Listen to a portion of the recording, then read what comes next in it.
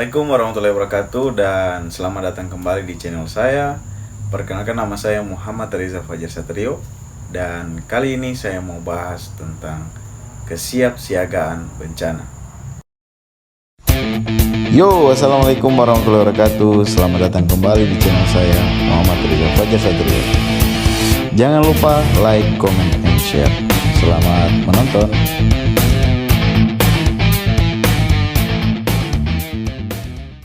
Baru-baru ini teman-teman kita mendapatkan informasi telah terjadi gempa di Kabupaten Bohol, tepatnya di tanggal 7 Desember tahun 2024. Pada pukul 1 lewat sekitaran 14 menit telah terjadi gempa berkekuatan 6,0 skala Richter yang terjadi di titik 87 km barat laut di 17 km kedalaman laut.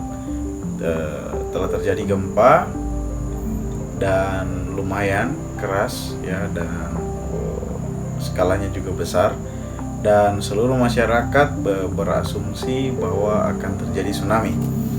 Apakah akan terjadi tsunami di Kabupaten Bohol? Nah, kali ini saya tidak akan bahas tentang tsunami. Kali ini saya akan mau sharing tentang apa itu kesiapsiagaan bencana. Apa itu kesiapsiagaan bencana? Jadi kesiapsiagaan bencana itu adalah upaya-upaya dalam memaksimalkan kemampuan untuk merespon secara cepat dan tepat terhadap bencana yang terjadi. Nah, upaya-upaya ini bisa dilakukan oleh pemerintah, bisa kelompok masyarakat, boleh juga kelompok-kelompok pemuda di sekolah, di lingkungan, di masyarakat, dan diri sendiri. Jadi kesiapsiagaan bencana ini bisa dimulai dari diri sendiri dulu. Dan berbicara tentang kesiapsiagaan bencana, kita berbicara juga pasti tentang mitigasi. Nah, seperti yang kita tahu, mitigasi itu adalah upaya-upaya pengurangan resiko bencana. Bencana tidak bisa dihindari, tapi kita sebagai manusia bisa mengurangi dampak-dampaknya. Nah, teman-teman, ketika teman-teman sudah memahami apa itu kesiapsiagaan bencana, apa itu mitigasi, selanjutnya kita harus tahu apa-apa saja yang harus kita persiapkan ketika atau sebelum terjadi bencana. Nah, salah satu yang ingin saya sharing bagikan ke teman-teman adalah tas siaga bencana. Jadi, tas siaga bencana itu adalah salah satu toolkit atau peralatan perkakas yang bisa teman-teman gunakan ketika terjadi bencana. Biasanya kalau relawan sebut itu tas siaga bencana. Apa itu tas siaga bencana? Tas siaga bencana itu adalah tas yang berisi peralatan-peralatan dan kebutuhan-kebutuhan yang kalian rasa penting untuk dibawa ketika terjadi misalnya gempa bumi. Dan apa saja isinya? Jadi yang pertama itu tas siaga bencana, isinya itu yang pertama adalah dokumen dan berkas-berkas penting.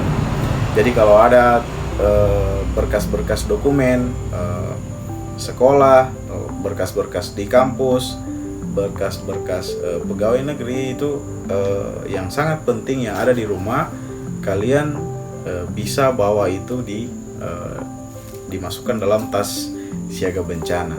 Jadi seluruh dokumen-dokumen yang kalian rasa penting, kalian bisa isi di tas tersebut. Nah, selanjutnya selain berkas-berkas penting, dokumen-dokumen penting, kalian harus isi tas dengan perlengkapan atau peralatan yang kalian rasa kalian butuhkan ketika terjadi bencana.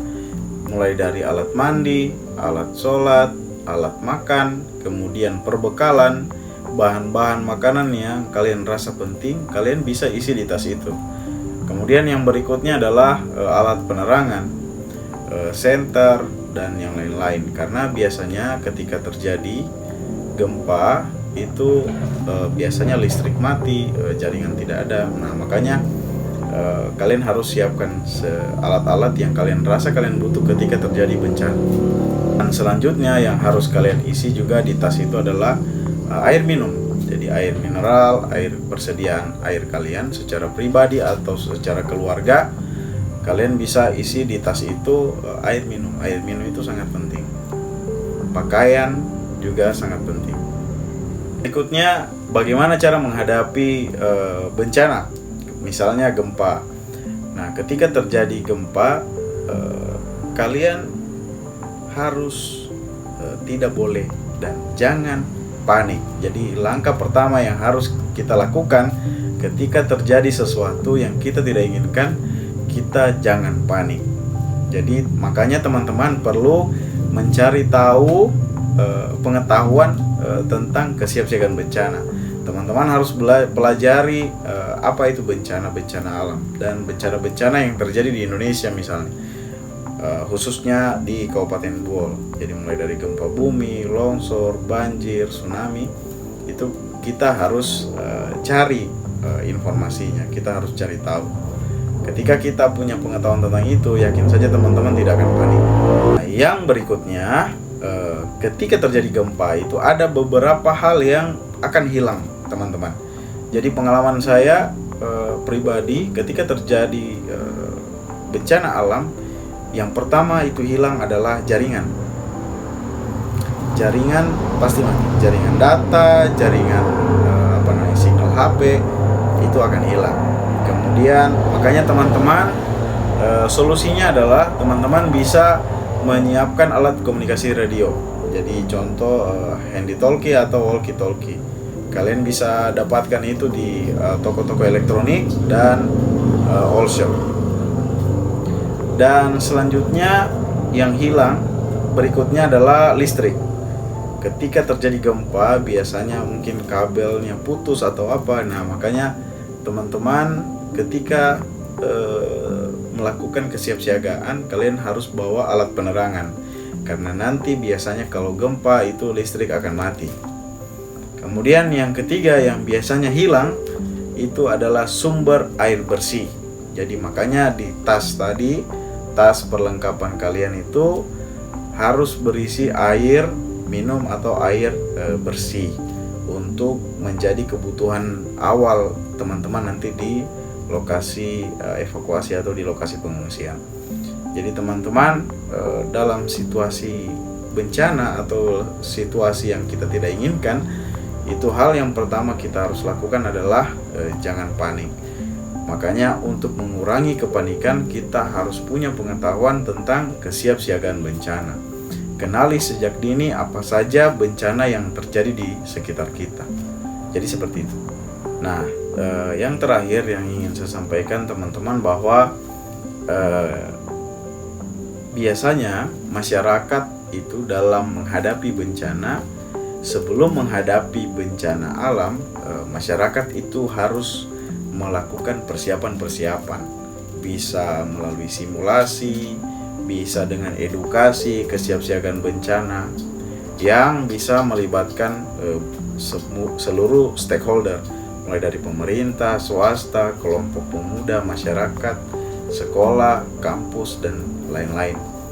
Jadi mungkin harapan saya ke depan, seluruh khususnya masyarakat Buol bisa melakukan persiapan-persiapan atau simulasi-simulasi dan edukasi sejak dini tentang bencana alam, agar kita bisa benar-benar siap menghadapi bencana di masa depan. Mungkin itu saja, sekian dari saya, semoga bermanfaat. Mohon maaf kalau ada kekurangan. Saya Eri, wassalamualaikum warahmatullahi wabarakatuh.